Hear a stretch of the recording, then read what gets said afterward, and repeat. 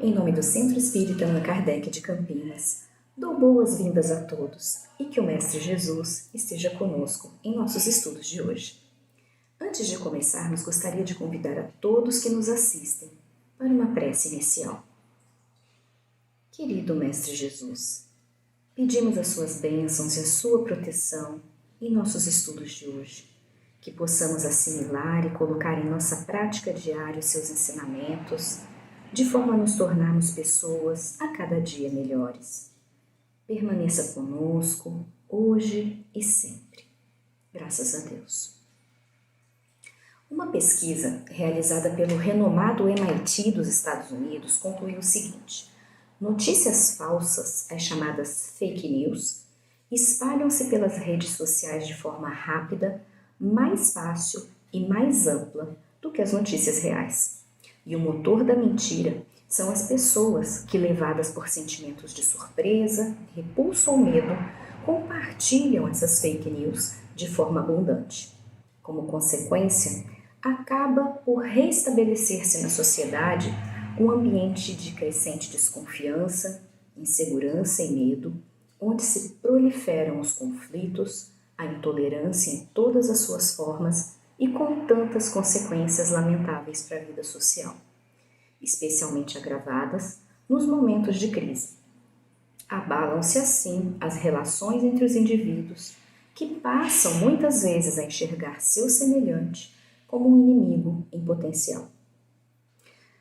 Diante desse cenário e dos momentos pelos quais a civilização terrestre passa atualmente, é quase inevitável a associação com uma das falas de Jesus em seu conhecido sermão profético, em que o Mestre, desvelando os séculos futuros, nos revelava algumas das características do processo de transição planetária, agora em curso na Terra. E surgirão muitos falsos profetas e enganarão a muitos, e por se multiplicar a iniquidade, o amor de muitos esfriará. E quantos não têm sido os falsos profetas, que se aproveitam do anonimato que os recursos tecnológicos lhe proporcionam para semear a falsidade, buscando atender os seus interesses mesquinhos, muitas vezes até criminosos, em detrimento da ética, da paz, da ordem, da harmonia social? Quantas calúnias, difamações, maledicências, sempre tão prejudiciais, não têm tido aí a sua origem? Por outro lado, quantos não têm sido aqueles que, invigilantes e imprudentes, têm contribuído para que essa problemática se amplie, divulgando e compartilhando conteúdos falsos e duvidosos em suas mídias, redes sociais? E pior ainda, quantos desses não pertencem às fileiras espíritas e cristãs? E nós? Será que já fizemos ou estamos praticando isso? Nós vimos em todos os movimentos religiosos, incluindo o espírita, pessoas que desvirtuam a finalidade da religião, esquecendo-se de que as religiões são meios para tornar os homens melhores, solidários, fraternos, capazes de vivenciar o amor a Deus e a todos. Hoje nós daremos continuidade ao estudo do capítulo 21 do Evangelho segundo o Espiritismo, que se intitula Haverá falsos cristos e falsos profetas. Mas primeiramente, o que é um profeta? É comum entendermos como profeta aquela pessoa que tem o dom de adivinhar o futuro, tanto que de certa forma as palavras profecia e predição se tornaram sinônimas. E era assim mesmo que os judeus entendiam no tempo de Jesus, como palavras sinônimas, porque efetivamente deu-se o caso de haver profetas que tiveram a presciência do futuro, quer por intuição, quer por providencial revelação com a finalidade de transmitirem avisos aos homens. E por terem se realizado, terem se concretizado esses acontecimentos preditos, esse dom de predizer o futuro passou a ser considerado como um dos atributos da qualidade de um profeta. No entanto, no sentido evangélico, profeta tem um significado muito mais amplo. Profeta é todo enviado de Deus que tem a missão de instruir os homens e de lhes revelar as coisas ocultas e os mistérios da vida espiritual.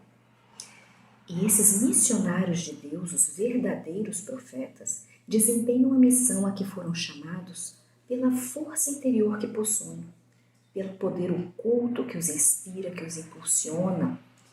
Numa palavra, os verdadeiros profetas se revelam por seus atos, assim como a boa árvore é conhecida pelos bons frutos que produz.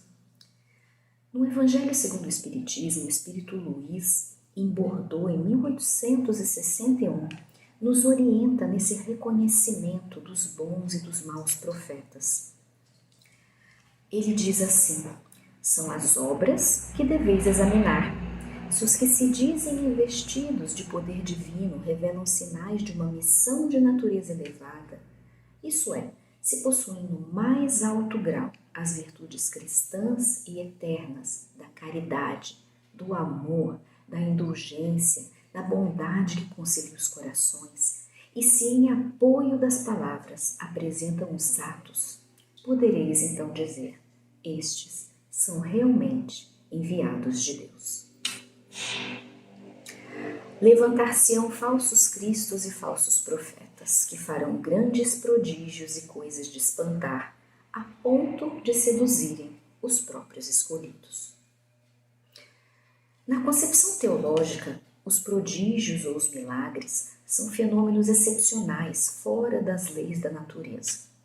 Ora, tendo as leis naturais sido criadas por Deus, o simples bom senso nos diz que não é possível que Deus tenha dado a falsos profetas o poder e o direito de quebrar ou desfazer as leis perfeitas e imutáveis da natureza.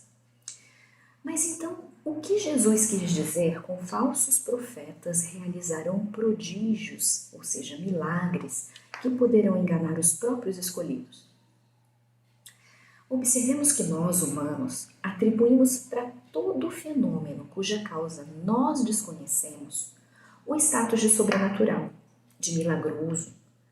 Porém, uma vez conhecida a causa, reconhece-se que o fenômeno, por muito extraordinário que pareça, não é nada mais do que a aplicação de uma lei da natureza. Foi assim com o fogo, com as estrelas cadentes, com o eclipse, com o magnetismo e com tantos outros fenômenos naturais que, quando não eram compreendidos à sua época, eram vistos como coisas espetaculares.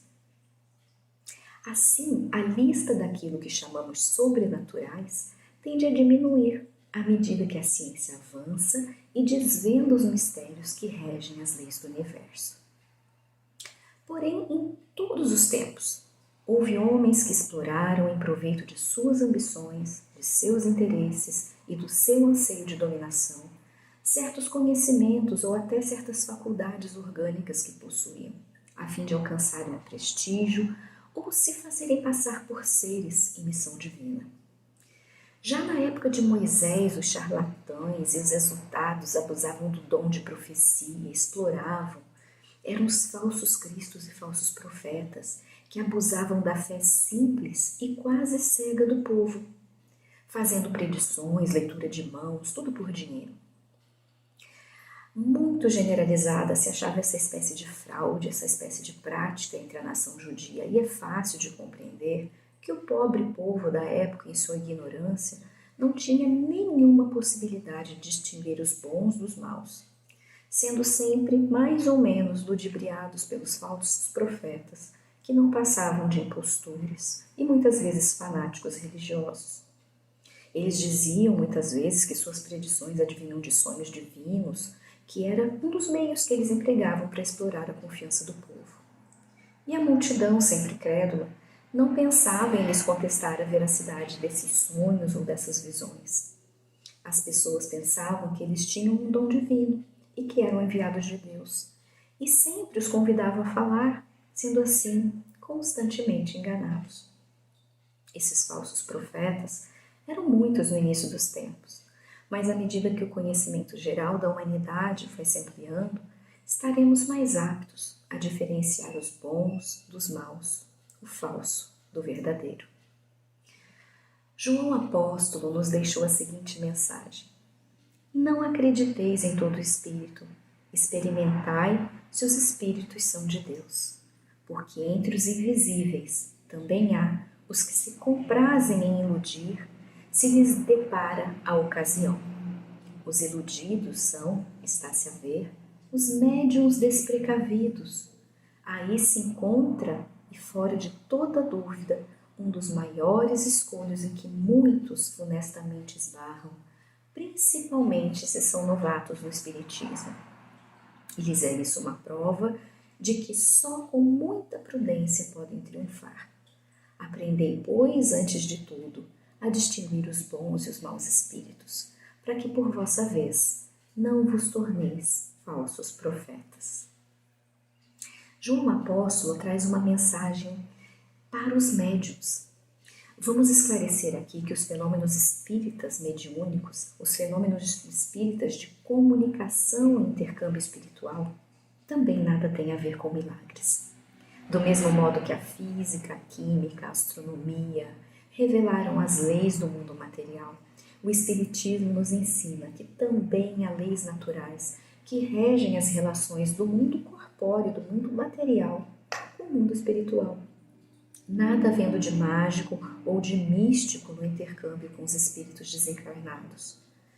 O Espiritismo nos revela também que, do mesmo jeito que há falsos cristos e falsos profetas entre nós encarnados, há também os que se encontram entre os desencarnados. Estes são os espíritos enganadores, hipócritas, orgulhosos, chamados pseudo-sábios, que muitas vezes se fazem passar por figuras ilustres do passado, como São Francisco de Assis e até o próprio Jesus, para transmitirem falsas mensagens aos médiuns, contendo as ideias mais absurdas. E a maneira mais eficaz para distinguirmos os maus e os bons espíritos é aplicando as palavras de Jesus. É pelo fruto que se reconhece a qualidade de uma árvore, pois uma árvore boa não pode produzir maus frutos, e uma árvore má não os pode produzir bons. Ou seja, nós conseguimos julgar os espíritos pela qualidade de suas obras, de sua moral, se durante as comunicações eles revelam sinais de uma missão de natureza elevada, se demonstram no mais alto grau as virtudes cristãs da caridade, do amor, da bondade, se transmitem mensagens que conciliam os corações, ao invés de palavras que afastam, separam, caluniam. Assim como as árvores, nós também temos uma natureza íntima que fala por nós, por meio de nossos frutos, que são nossos pensamentos, atitudes, ações no mundo em que vivemos. Se nossas ações são más, se ao invés de promovermos o bem, geramos desavenças, se trazemos o coração carregado de ódio, de vingança, somos como as árvores que não são plantadas por Deus, que fatalmente serão cortadas. Ou seja, a pessoa má precisará se esforçar, precisará de nova experiência para se purificar, para se transformar para melhor. Sua caminhada será mais árdua, será mais longa do que aquela que optou pelo caminho do bem. Mas se as nossas ações e pensamentos estão no bem, os resultados serão bons. Por isso nós devemos nutrir, repetir e exercitar as ações e pensamentos positivos. Sempre que nossas ações e pensamentos produzem resultados ruins, devemos orar e vigiar para mudar nossas atitudes, transformar nossa conduta. Os espíritos mais elevados, que já têm grande bagagem de vivência e sabedoria, já descobriram bem a oração como ferramenta de evolução. E enquanto esses bons espíritos semeiam a paz e a concórdia, os falsos cristos e os falsos profetas do plano espiritual se apresentam quase sempre como conselheiros que pregam a separação. São espíritos vaidosos, medíocres, que procuram impor-se a homens fracos e crédulos. São geralmente espíritos que, quando estavam encarnados, eram ávidos por poder e que, mesmo depois de desencarnados, ainda querem vítimas para tiranizar. Em geral, as comunicações mediúnicas que trazem um caráter de misticismo, de singularidade, que prescrevem cerimônias, atos extravagantes, são sempre motivos de suspeita. E para os médiuns e grupos mediúnicos despreparados e mais desavisados, grandes estragos esses espíritos enganadores podem causar, Vejam quantas mensagens nós vemos circular nas redes sociais, atribuídas muitas vezes a Chico Xavier, Bezerra de Menezes, que se analisarmos com critério, veremos ser claramente falsas, mas que circulam livremente na internet, iludindo, enganando as pessoas. Então, enquanto espíritas, sejamos cautelosos com as mensagens que passamos à frente, que disseminamos, porque enquanto bons cristãos não podemos ser nós os agentes a espalhar mensagens desses falsos profetas. O certo é que quando uma verdade de Deus tem de ser revelada aos homens, é por assim dizer comunicada instantaneamente a todos os grupos sérios que dispõem de médiuns também sérios, simultaneamente ao redor do mundo, sem exclusividade desse ou daquele médium, grupo ou lugar. Sejamos então profetas da paz, da alegria, da esperança, da educação, da verdade e do bem. Profetas de um novo tempo, de uma nova sociedade, em que a fraternidade e a caridade e o cumprimento do dever sejam realmente a base das relações entre indivíduos, entre nações. Sejamos nós os verdadeiros profetas de Deus, homens de bem, comprometidos com os nossos semelhantes, com as leis do Criador. Que o Mestre Jesus nos ampare os passos, nos abençoe em nossa caminhada, para que possamos seguir sendo árvores que dão os bons frutos, os frutos doces do amor, da caridade. Desejo a todos a paz de Cristo em seus corações. Fiquem com Deus e até o nosso próximo estudo.